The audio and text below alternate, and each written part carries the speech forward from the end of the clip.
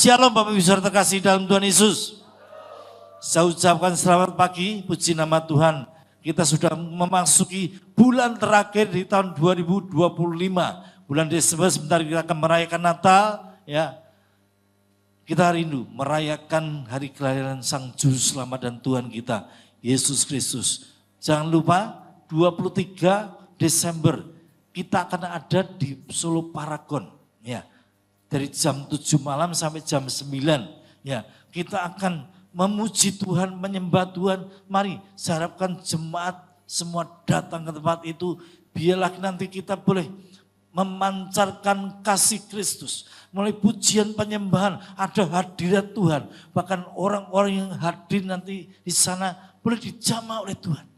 Dan pada akhirnya mereka boleh mengenal Yesus sebagai Tuhan dan Juru Selamat. Kemudian bagi Tuhan kita, Yesus Kristus. Puji nama Tuhan. Di bulan ini, ya, kita punya tema khotbah adalah jangan pernah menyerah. Ya, ada banyak orang berkeluh kesah hari-hari ini. Ya, betul kita sedang melewati hari-hari yang sukar, jalan-jalan yang sulit.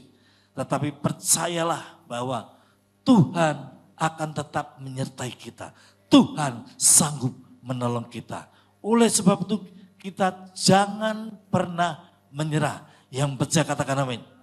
Selalu ada pertolongan, ada mujizat dari Tuhan kita, Yesus Kristus. Ada 4 poin yang bisa kita pelajari pada pagi hari ini dengan tema khotbah jangan pernah menyerah. Yang pertama, ya next berikutnya, ya, ada pengharapan dari Tuhan tidak mengecewakan. Ya, pengharapan dari Tuhan tidak mengecewakan. Roma pasal 5 ayat yang kelima. Firman Tuhan berkata, dan pengharapan tidak mengecewakan, karena kasih Allah telah dicurahkan di dalam hati kita oleh Roh Kudus yang telah dikaruniakan kepada kita. Amin. Ya, kalau saudara baca di dalam perikop ini, ya, saya ambil satu ayat saja.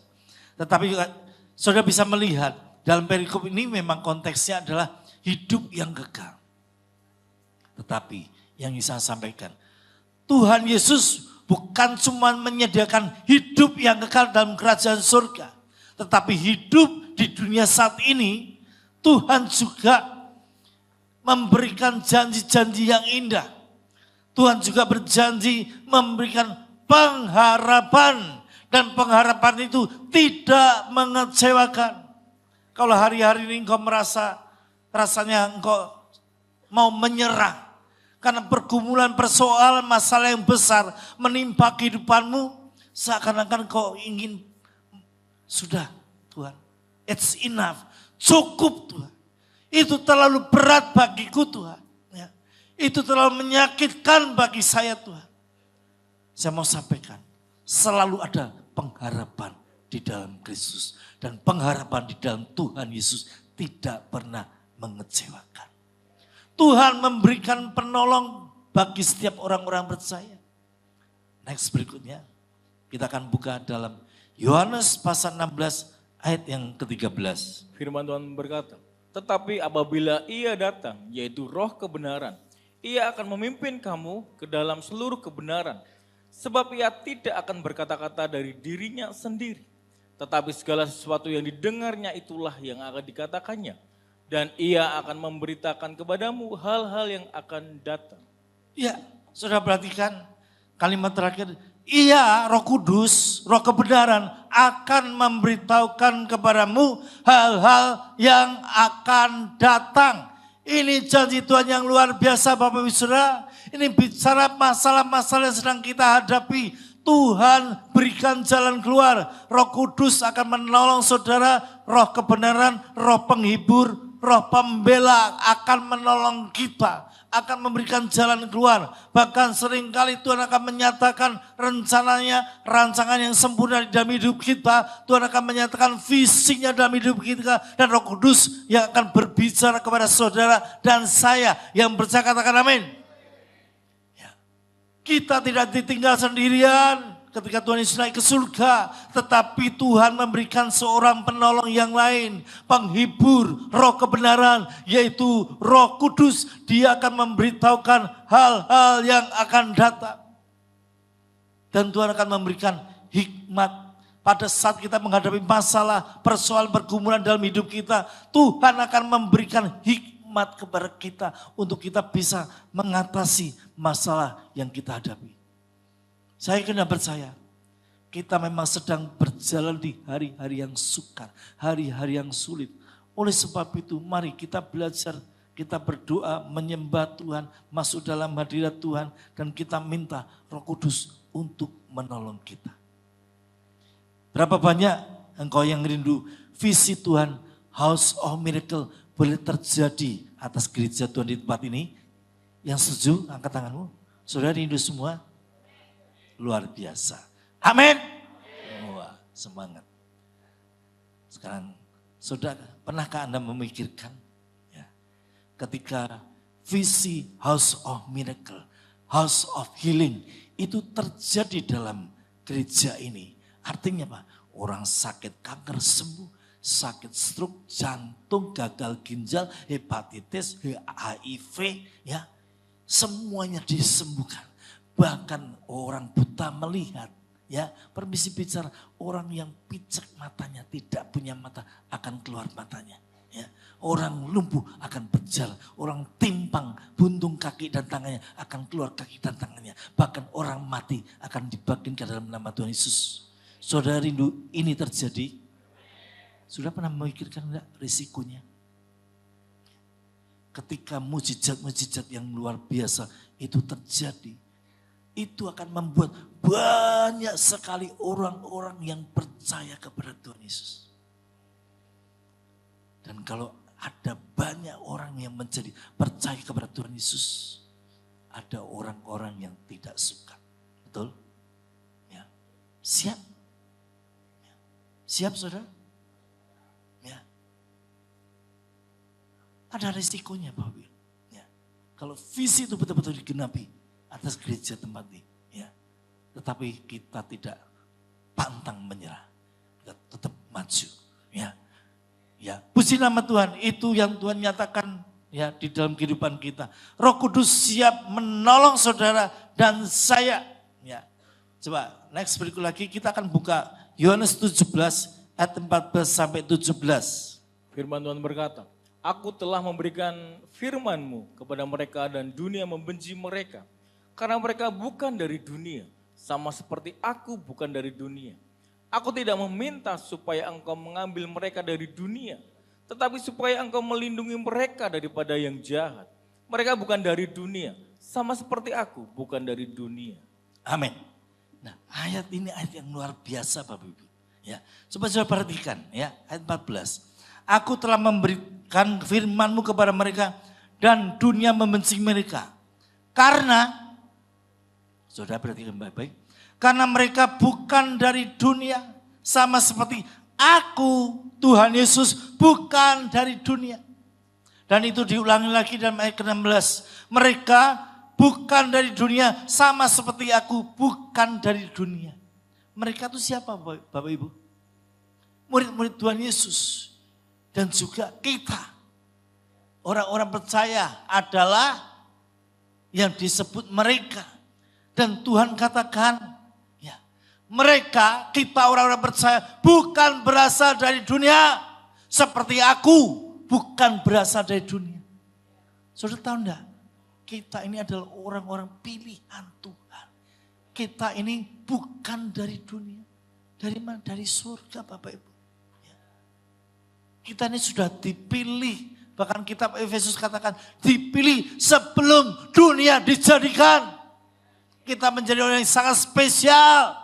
Oleh sebab itu apapun hari ini yang terjadi dalam kehidupan saudara, segala masalah pergumulan, baik itu dalam hal keuangan, dalam usaha pekerjaan, di dalam kesehatan, dalam rumah tangga saudara, saudara jangan pernah menyerah, saudara jangan pernah berputus asa. Ya.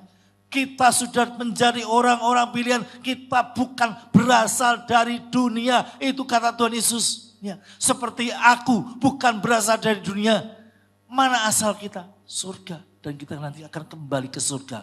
Kita adalah orang-orang pilihan. Dibenarkan mendapatkan hidup yang kekal. Berikan kemuliaan bagi Tuhan kita, Yesus Kristus. Ya. Luar biasa. Ketika saya membaca ayat ini, saya tuh kaget loh. kok kita bukan dari dunia ya? Lalu dari mana? Ya seperti Tuhan Yesus. Tuhan Yesus katakan, mereka bukan berasal dari dunia. Seperti aku bukan berasal dari dunia. Artinya kita berasal dari surga Bapak Ibu. Dan nanti kalau kita meninggal, kita kembali ke surga. Kalau yang belum meninggal, rapture, kita akan terangkat ke surga. Asal kita bukan dunia, asal kita surga. Oleh sebab itu kita dibenci. Sebab kita bukan berasal dari dunia, kita berasal dari surga. Ya. Oke, yang pertama. Yang kedua, next berikutnya. Ya. Tuhan akan memberikan kekuatan yang baru. Yesaya 40 ayat 31. Firman Tuhan berkata, tetapi orang-orang yang menanti-nantikan Tuhan mendapat kekuatan baru. Mereka seumpama raja wali yang naik terbang dengan kekuatan sayapnya. Mereka berlari dan tidak menjadi lesu. Mereka berjalan dan tidak menjadi lelah. Ya, orang yang menanti-nantikan Tuhan akan mendapatkan kekuatan baru. Mereka seumpama burung raja wali yang terbang tinggi dengan kekuatan sayapnya. Poin kedua yang bisa Anda pelajari adalah, saudara, engkau akan mendapatkan kekuatan yang baru yang datang dari Tuhan. Ketika apa? Engkau menanti-nantikan Tuhan. Ketika kau senantiasa tinggal dalam hadirat Tuhan, memuji Tuhan, menyembah, berdoa, berbahasa roh, masuk dalam hadirat Tuhan, masuk dalam hadirat Tuhan, masuk dalam hadirat Tuhan, setiap hari, setiap saat. Berapa banyak di antara kita sebagai orang-orang percaya, doa kita tidak dijawab sama Tuhan. Kenapa? Kita cuma berdoa secara formalitas. Doa kita ini cuma doa yang minta-minta terus. Tetapi apa yang Tuhan inginkan adalah masuk dalam hadirat Tuhan. Menanti-nantikan Tuhan. Mengizinkan Roh Kudus berbicara kepada setiap kita. Itu yang Tuhan kehendaki. Mereka seumpama burung raja wali terbang tinggi dengan kekuatan sayapnya. Saudara, Tuhan ingin untuk setiap kita itu menjadi Kristen Raja Wali. Amin. Tuhan tidak ingin kita menjadi Kristen ayam. Apa bedanya? Ketika ayam mengetahui akan datang badai, maka dengan segera dia akan cari tempat untuk bersembunyi dari badai tersebut. Tapi beda, burung Raja Wali ketika dia melihat akan datang badai, ya, dia tidak bersembunyi, bahkan dia siap menantang badai tersebut. Ya, menantang badai bukan berarti kita cari masalah, tetapi ketika badai masalah persoalan datang, burung Raja Wali akan mengepakkan sayapnya, ya, meregangkan sayapnya yang bisa mencapai 2,5 meter, ya, dan terus dia akan menantang badai itu terbang. Bahkan terbang semakin tinggi untuk mengatasi badai. Burung Raja Wali terbang tinggi, ya, mengatasi badai. Ya. Badainya di bawah, dia terbang tinggi. Itu luar biasanya. Oleh sebab itu mari kita belajar terus menanti-nantikan Tuhan. Masuk dalam hadirat Tuhan, memuji, menyembah Tuhan. Karena itu satu-satunya jalan keluar yang akan kita dapatkan ketika kita masuk dalam hadirat Tuhan. Saudara, ayam ini dikasih makan oleh tuannya. Sedangkan burung Raja Wali, dia berburu untuk mendapatkan makanannya. Ayam dikasih makan setiap hari oleh tuannya. Kalau sudah gede, sudah gemuk, diapakan ayamnya? Jadi ayam goreng. Jadi ayam kumpau. Jadi ayam cat jamur. Jadi ayam oseng-oseng sandal jepit. Dan lain-lain. Ya. Sedangkan Raja Wali, ya, tidak ada yang makan apa-apa. Makan daging burung Raja Wali, hampir tidak ada. Ya, karena burung Raja Wali melambangkan orang Kristen yang luar biasa. Orang Kristen yang dahsyat, tidak takut dengan badai apapun juga. Coba kita lihat sebentar klip bagaimana burung Raja Wali bisa memangsa ular. Ya. Coba ditayangkan klipnya.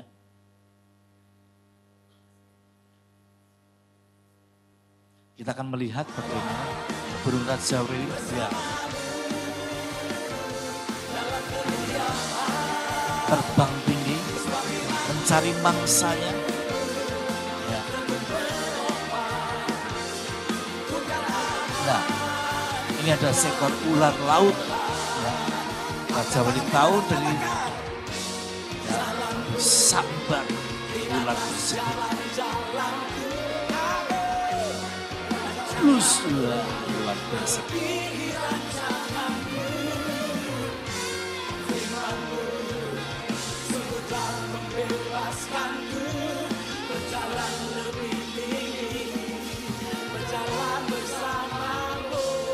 Ya, cukup. Nah, saya bisa melihat burung Raja Wali bisa memangsa ular.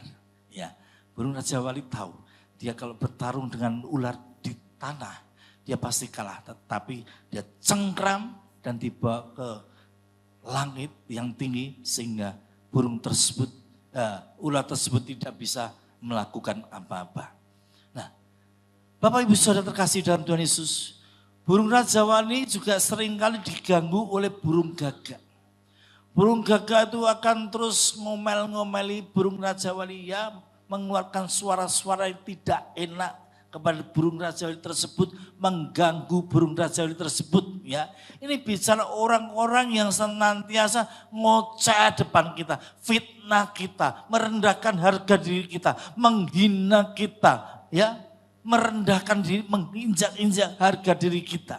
Ya. Apa yang dilakukan ketika burung gagak itu ngoceh, ngomel-ngomeli, mengeluarkan kata-kata, suara-suara yang gak enak yang mengganggu burung Raja Wali. Ya, yang dilakukan burung Raja Wali, dia tidak mematuk burung gagak tersebut. Tetapi apa yang dilakukan, dia akan terbang tinggi. Semakin tinggi. Semakin tinggi, burung gagak ngikutin. Tetapi pada titik tertentu, di mana burung Raja Wali masih bisa terbang lebih tinggi lagi. Burung gagak itu sudah kehabisan nafas. Karena tekanannya semakin kuat, semakin tinggi. Dan akhirnya burung gagak tersebut akan ke bawah.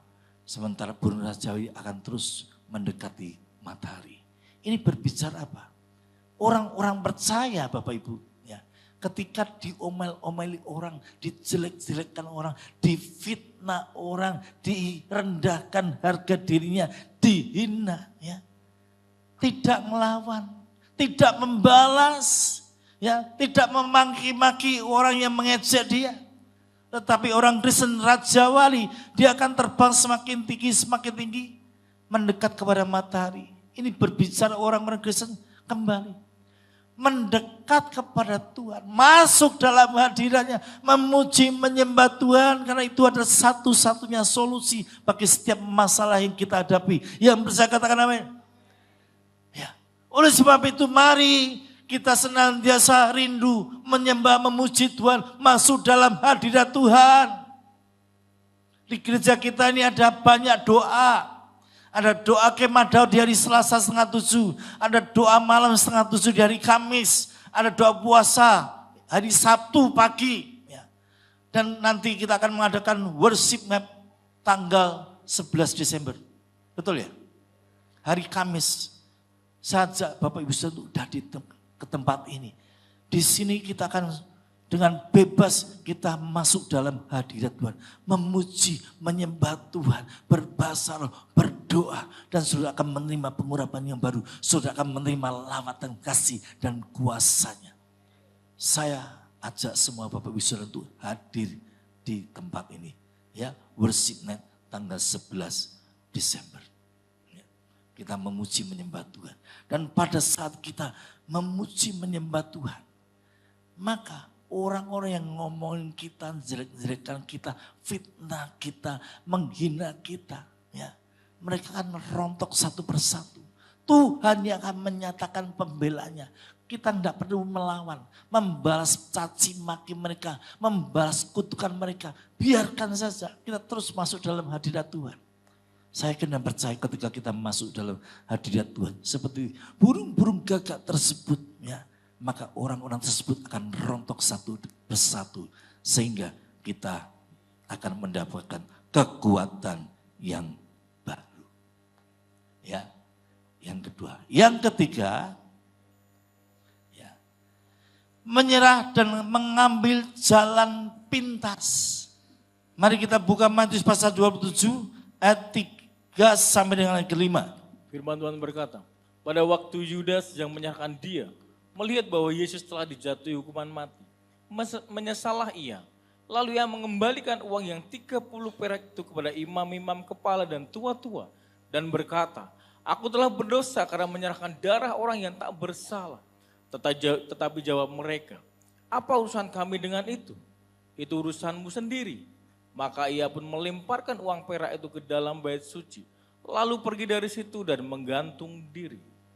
Ya, nah, saudara terkasih dalam Tuhan Yesus, kita semua tahu cerita ini. Yudas mengkhianati Tuhan Yesus dengan 30 keping uang. Ya, dia mengkhianati Tuhan Yesus, memberikan Tuhan Yesus kepada orang-orang Farisi. Ya, tetapi pada awalnya Yudas berpikir Yesus cuma ditangkap saja.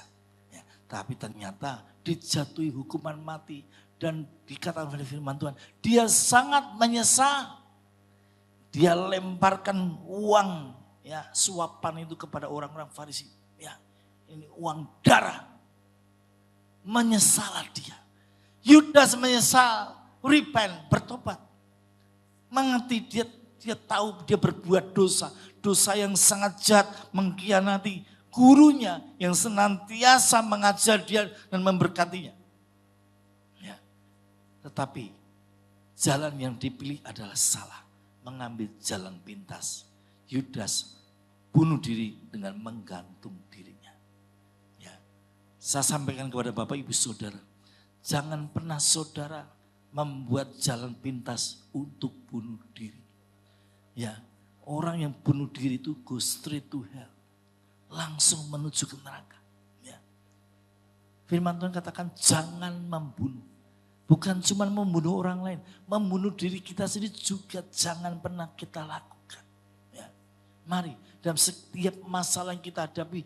Dalam pergumulan yang berat yang kita hadapi. Selama kita masih hidup di dunia. Ada jalan keluar. Yang bisa katakan amin. Ada pintu pertolongan dari Tuhan. Ada mujizat Tuhan. Ya.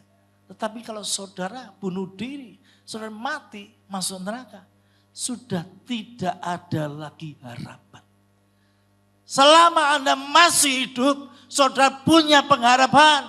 Tuhan akan menolong saudara, Tuhan akan memberikan jalan keluar, Tuhan akan memberikan mujizatnya, kuasanya dinyatakan dalam hidup kita. Ya. Oleh sebab itu, Yudas mengambil jalan yang salah.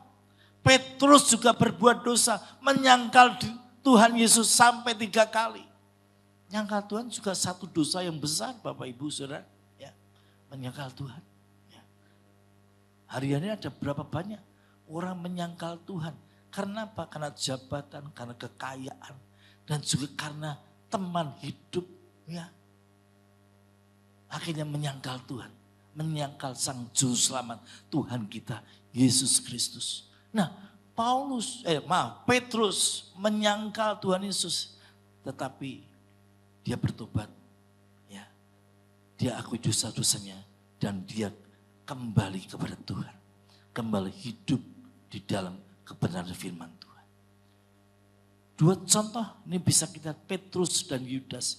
Yudas mengambil jalan pintas ketika dia berbuat dosa, menyesali dosa-dosanya, tapi salah dalam melakukan tindakan selanjutnya, yaitu bunuh diri. Tetapi Petrus, ya, ketika dia menyadari berdosa, menyangkal Tuhan sampai 3 kali, dia bertobat dan dia memperbaiki hidupnya. Dan pada akhirnya Petrus dipakai Tuhan secara luar biasa. Ya, poin ketiga, jangan mengambil jalan pintas. Ya. Yang ketiga, yang keempat, yang terakhir, ya, Tuhan tidak pernah menyerah dengan kita. Ya, Matius 12 ayat yang ke-20. Firman Tuhan berkata, bulu yang patah terkulai tidak akan diputuskannya, dan sumbu yang pudarnya tidak akan dipadamkannya, sampai ia menjadikan hukum itu menang. Ya, ayat ini merupakan nubuatan dari kitab Yesaya Saudara bisa baca nanti Yesaya pasal 42 ayat yang ketiga, bisa baca di rumah ya. Nah, firman Tuhan katakan, bulu yang patah terkulai tidak akan diputuskannya, dan sumbu yang pudar nyalanya tidak akan dipadamkannya, sampai ia menjadikan hukum itu menang dalam hidup kita. Itulah Tuhan kita Yesus Kristus. Mungkin pada saat kita mengalami pergumulan, masalah yang besar, persoalan yang berat terjadi dalam hidup kita, seakan-akan kita putus pengharapan, kita putus asa, seakan-akan tidak ada lagi jalan keluar. Tetapi firman Tuhan katakan, bulu patah terkulai tidak diputuskan. Sumbu yang sudah pudar nyalanya tidak dipadamkan. Ketika Tuhan melihat kita dalam kondisi putus asa, putus pengharapan, ya, Tuhan tidak pernah menyerah akan hidup kita.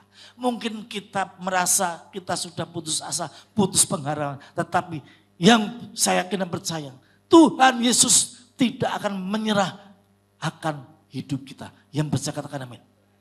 Ketika Tuhan melihat pada saat kita berjuang, bergumul melawan persoalan masalah, ya, bahkan mungkin kita sedang bergumul, berjuang, membebaskan diri dari dosa-dosa yang mengikat hidup kita. Dan jatuh bangun, ya. Dan ketika kita memiliki hati yang tulus di hadapan Tuhan untuk bertobat, Tuhan tidak pernah menyerah atas kita. Ini berita yang sukacita, berita yang sangat luar biasa. Ya. Dan satu saat Tuhan akan menyatakan pertolongannya, jalan keluar di dalam hidup kita. Satu perkara, Tuhan tidak akan pernah menyerah atas hidup kita. Ya. Dia akan menyatakan kuasanya, menyatakan mujizatnya. Next berikutnya, kita buka Yesaya pasal 35 ayat 4 sampai dengan ayat yang ke-6. Firman Tuhan berkata, katakanlah kepada orang-orang yang tawar hati, kuatkanlah hati, janganlah takut, lihatlah, Allahmu akan datang dengan pembalasan dan dengan ganjaran Allah. Ia sendiri datang menyelamatkan kamu. Pada waktu itu mata orang-orang buta akan dicelikkan dan telinga orang-orang tuli akan dibuka.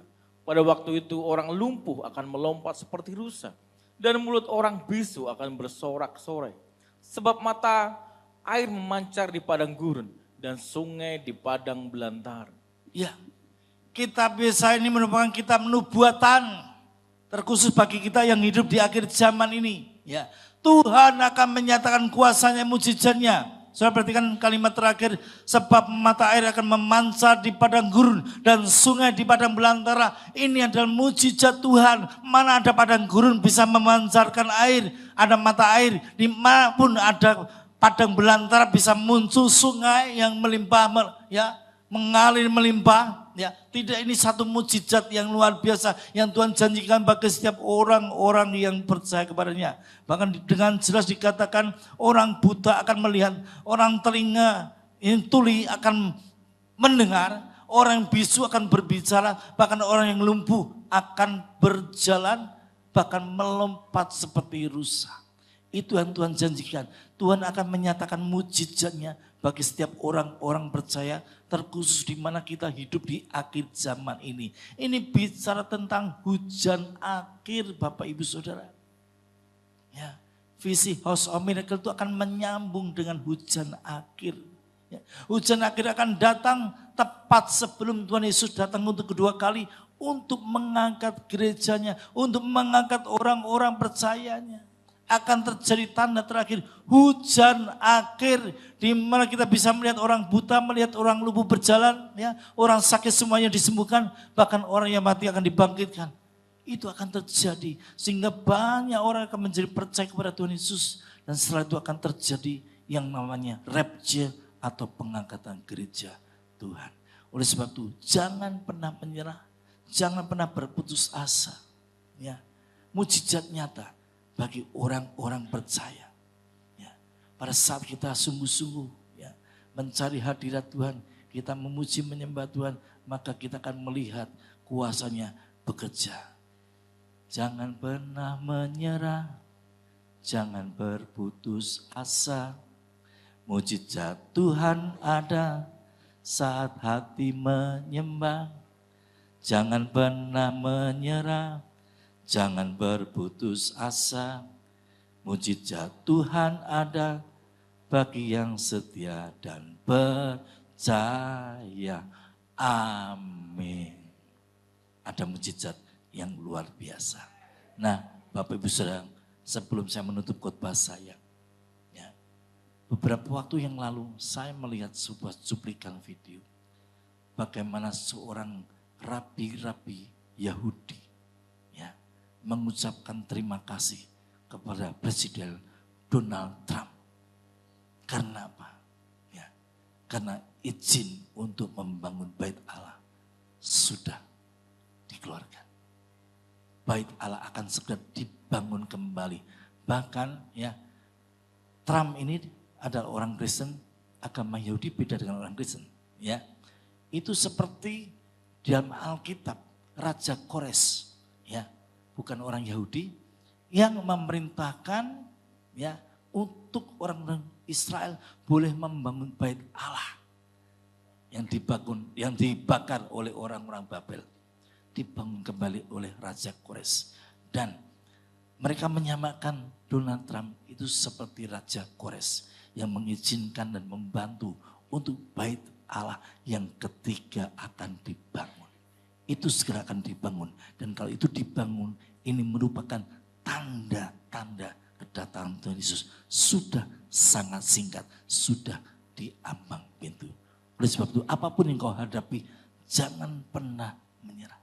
Ya, percaya kepada Tuhan, Dia akan menyatakan pertolongannya, kuasanya, mujizatnya di dalam hidup kita. Amin. Tuhan Yesus memberkati. Saya untuk para pemain musik worship leader singers kembali ke atas mimbar. Saya akan bacakan closing statement saya. Ya. Dalam menghadapi semua masalah, persoalan dan pergumulan yang berat, jangan pernah menyerah. Namun saat kita berserah kepada Tuhan, maka Tuhan akan menyatakan kuasa, mujizat dan pertolongannya di dalam hidup kita.